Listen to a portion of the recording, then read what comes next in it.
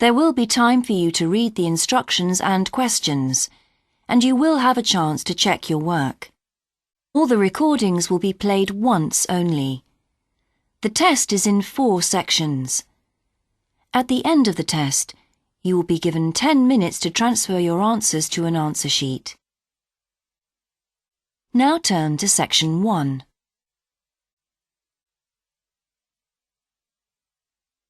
Section 1.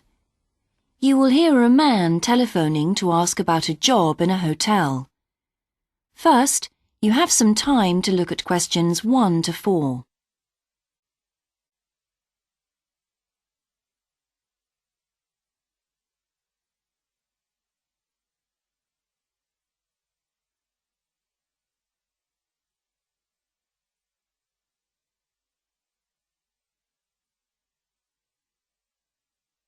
You will see that there is an example that has been done for you. On this occasion only, the conversation relating to this will be played first. Hello, West Bay Hotel. Can I help you? Oh, good morning. I'm ringing about your advertisement in the Evening Gazette. Is that the one for temporary staff? That's right. The advertisement is for temporary staff, so temporary has been written in the space. Now we shall begin. You should answer the questions as you listen, because you will not hear the recording a second time. Listen carefully and answer questions 1 to 4. Hello, West Bay Hotel. Can I help you? Oh, good morning. I'm ringing about your advertisement in the Evening Gazette. Is that the one for temporary staff? That's right. Yes, I'm afraid the person who's dealing with that isn't in today, but I can give you the main details if you like. Yes, please. Could you tell me what kind of staff you're looking for? We're looking for waiters at the moment. There was one post for a cook, but that's already been taken. Oh, right. What are the hours of work? There are 2 different shifts. There is a day shift from 7 to 2 and a late shift from 4 till 11. And can people choose which one they want to do? Not normally, because everyone would choose the day shift, I suppose. You alternate from one week to another. OK, I'm just writing all this down. What about time off? You get 1 day off, and I think you can negotiate which one you want. It's more or less up to you, but it has to be the same one every week. Do you know what the rates of pay are? Yes, I've got them here. You get £5.50 an hour, and that includes a break. Do I have to go home to eat, or...? You don't have to. You can get a meal in the hotel if you want to, and there's no charge for it, so you might as well. Oh, good. Yes, so let's see. I get £231 a week. You'd also get tips. Our guests tend to be quite generous. Before you hear the rest of the conversation, you have some time to look at questions 5 to 10.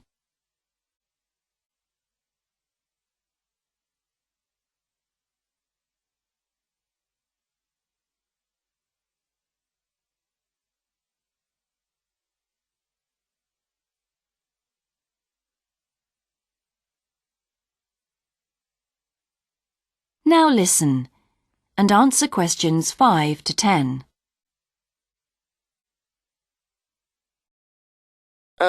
Is there a uniform? What about clothes? Yes, I forgot to mention that.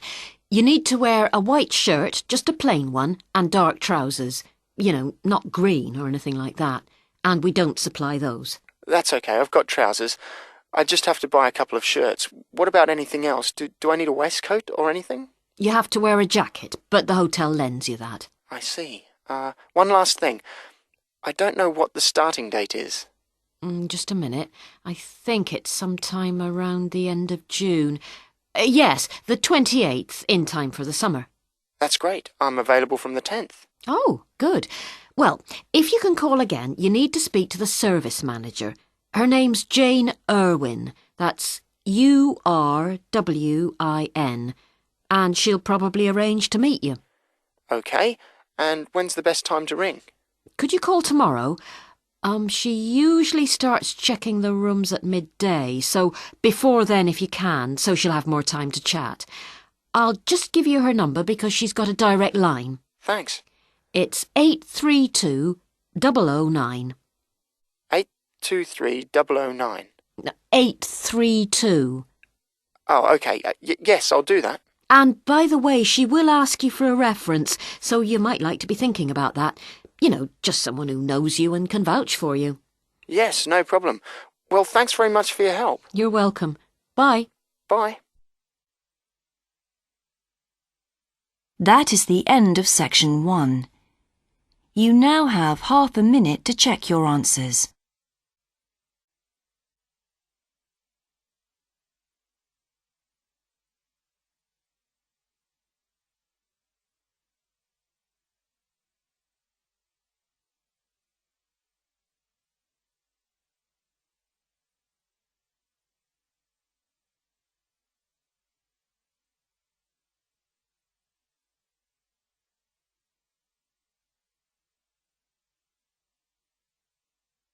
Now turn to section 2.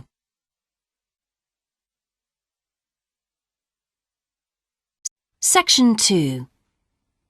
You will hear a man being interviewed on local radio about a plan to improve a suburb called Red Hill. First, you have some time to look at questions 11 to 13.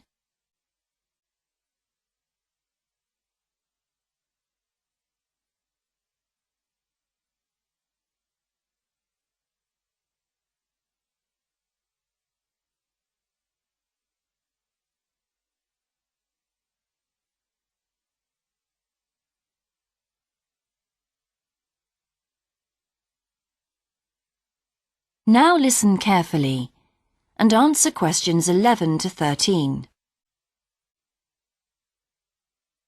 Good morning and welcome again to Your City Today. With me today is Graham Campbell, a councillor from the City Council. He'll be telling us about the plan to improve the fast-growing suburb of Red Hill. Good morning, Graham, and welcome to the show. Good morning, Carol. Now, Graham, I understand that there has been a lot of community consultation for the new plan. Yes, we've tried to address some of the concerns that local groups told us about. People we've heard from are mainly worried about traffic in the area and in particular the increasing speed of cars near schools. They feel that it's only a matter of time before there's an accident as a lot of children walk to the school. So we're trying to do something about that. Another area of concern is the overhead power lines. These are very old and a lot of people we spoke to asked if something could be done about them. Well, I'm happy to report that the power company have agreed to move the power lines underground at a cost of $800,000.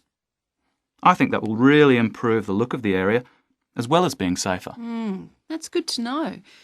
But will that mean an increase in rates for the local businesses in that area? Well, the power company have agreed to bear the cost of this themselves after a lot of discussion with the council. This is wonderful news, as the council now has some extra funds for us to put into other things like tree planting and artwork. Before you hear the rest of the interview, you have some time to look at questions 14 to 20.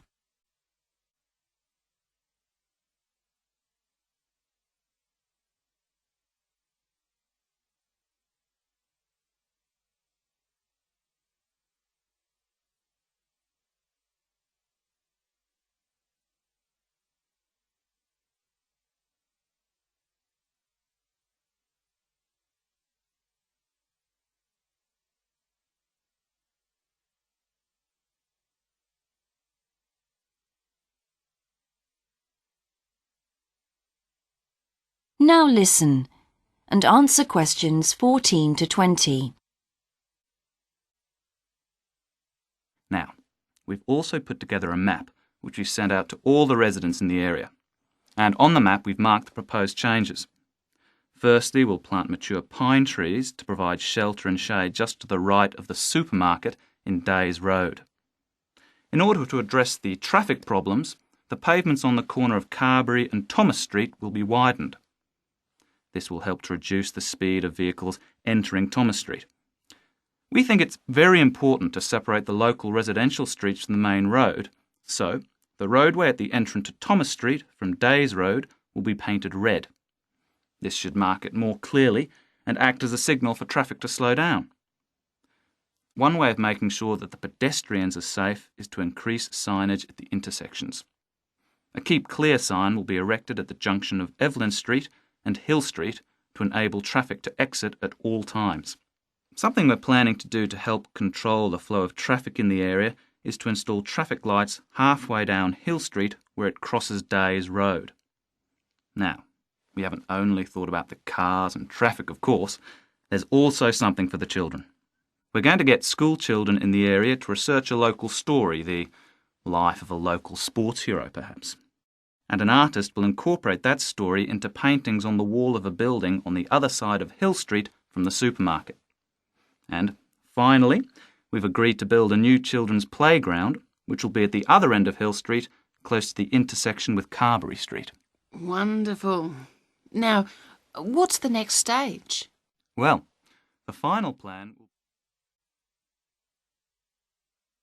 That is the end of section 2. You now have half a minute to check your answers.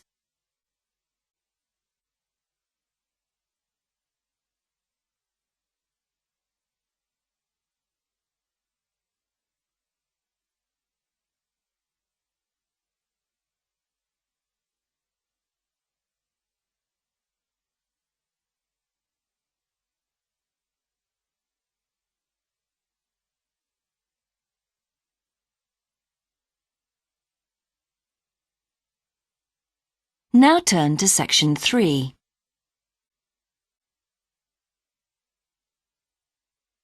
Section 3. You will hear two students called Dan and Jeannie discussing their studies at university. First, you have some time to look at questions 21 to 26.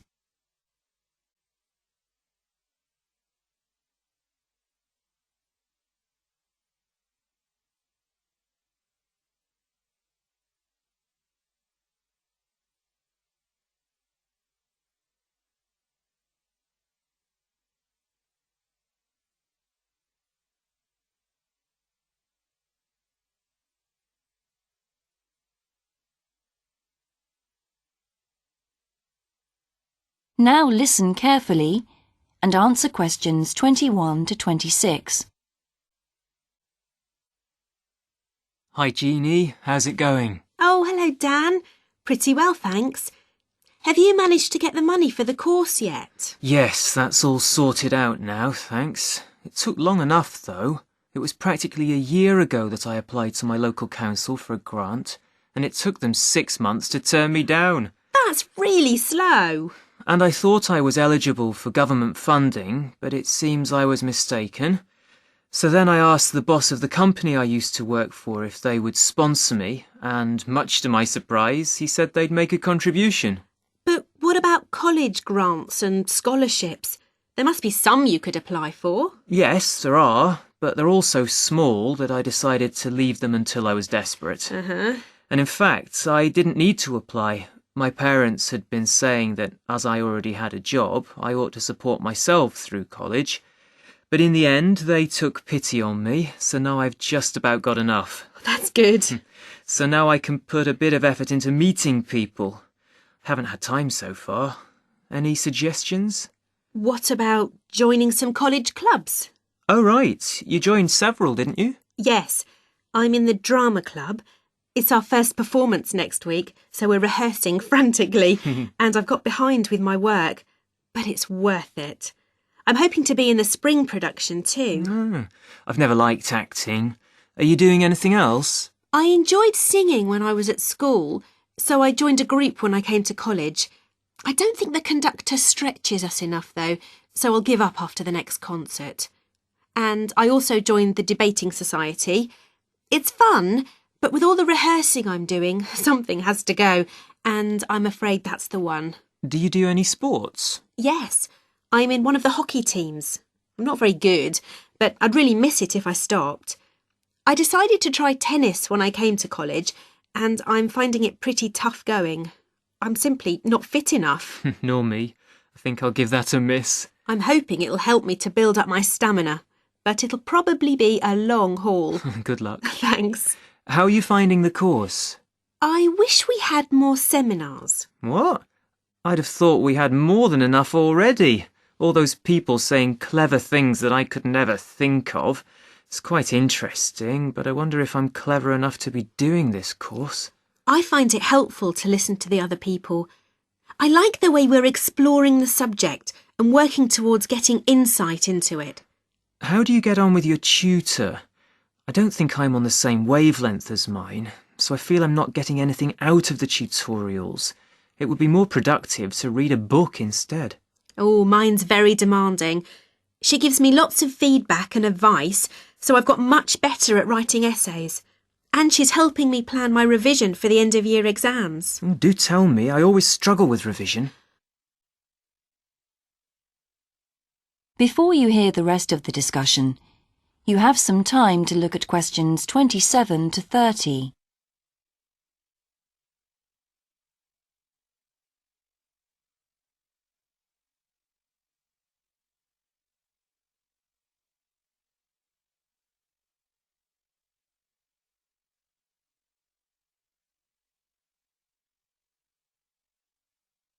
Now listen and answer questions 27 to 30.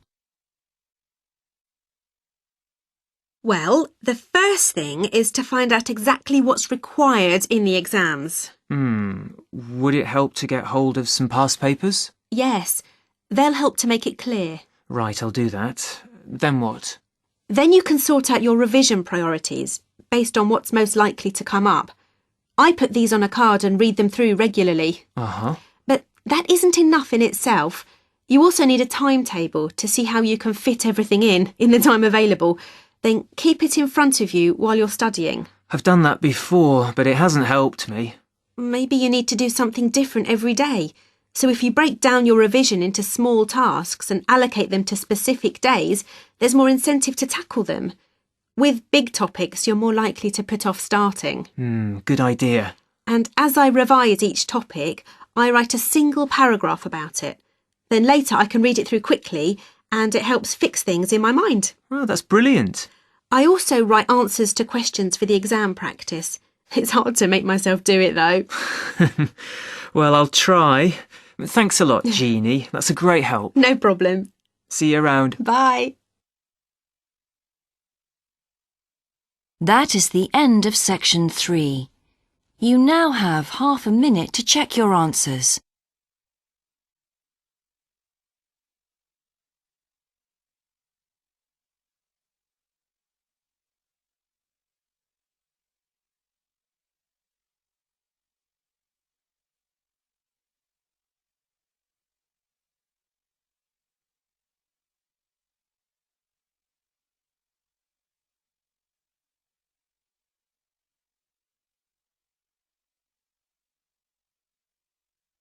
Now turn to section 4.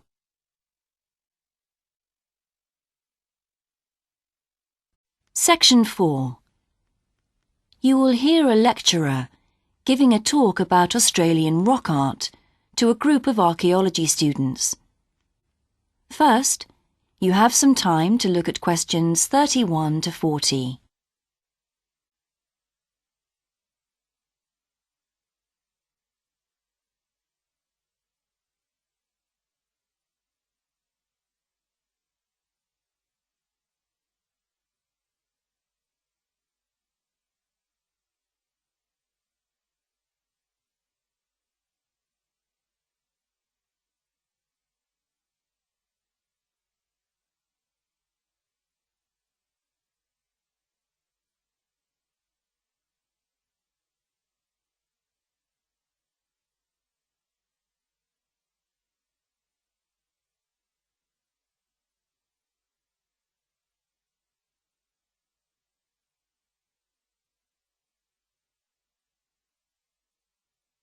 Now listen carefully and answer questions 31 to 40.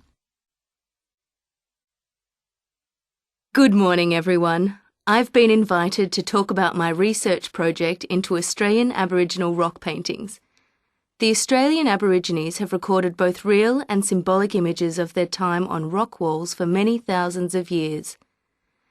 Throughout the long history of this tradition, new images have appeared and new painting styles have developed. And these characteristics can be used to categorise the different artistic styles. Among these are what we call the dynamic, yam, and modern styles of painting. One of the most significant characteristics of the different styles is the way that humans are depicted in the paintings. The more recent paintings show people in static poses, but the first human images to dominate rock art paintings over 8,000 years ago were full of movement. These paintings showed people hunting and cooking food, and so they were given the name dynamic to reflect this energy. It's quite amazing considering they were painted in such a simple stick-like form. In the Yam period, there was a movement away from stick figures to a more naturalistic shape. However, they didn't go as far as the modern style, which is known as X-ray because it actually makes a feature of the internal skeleton as well as the organs of animals and humans. The Yam style of painting got its name from the fact that it featured much curvier figures that actually resemble the vegetable called a yam, which is similar to a sweet potato. The modern paintings are interesting because they include paintings at the time of the first contact with European settlers.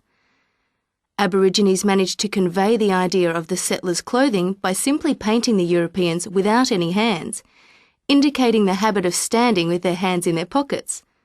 Size is another characteristic. The more recent images tend to be life-size or even larger, but the dynamic figures are painted in miniature. Aboriginal rock art also records the environmental changes that occurred over thousands of years. For example, we know from the dynamic paintings that over 8,000 years ago, Aborigines would have rarely eaten fish, and sea levels were much lower at this time. In fact, fish didn't start to appear in paintings until the Yam period, along with shells and other marine images. The paintings of the Yam tradition also suggest that, during this time, the Aborigines moved away from animals as their main food source and began including vegetables in their diet, as these feature prominently. Freshwater creatures didn't appear in the paintings until the modern period from 4,000 years ago.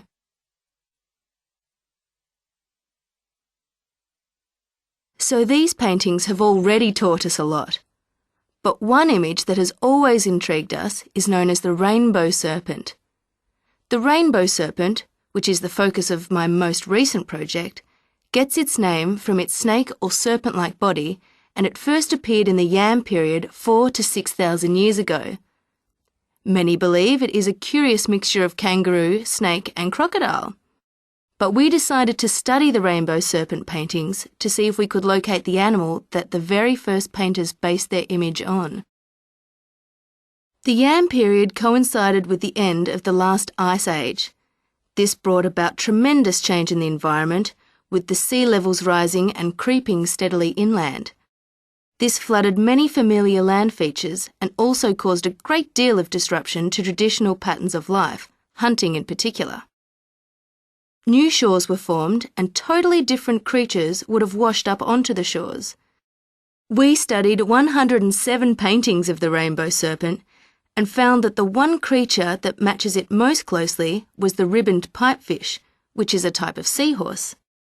This sea creature would have been a totally unfamiliar sight in the inland regions where the image is found, and it may have been the inspiration behind the early paintings. So, at the end of the Ice Age, there would have been enormous changes in animal and plant life. It's not surprising, then, that the Aborigines linked this abundance to the new creatures they witnessed. Even today, Aborigines see the rainbow serpent as a symbol of creation, which is understandable given the increase in vegetation and the new life forms that featured when the image first appeared. That is the end of section 4. You now have half a minute to check your answers.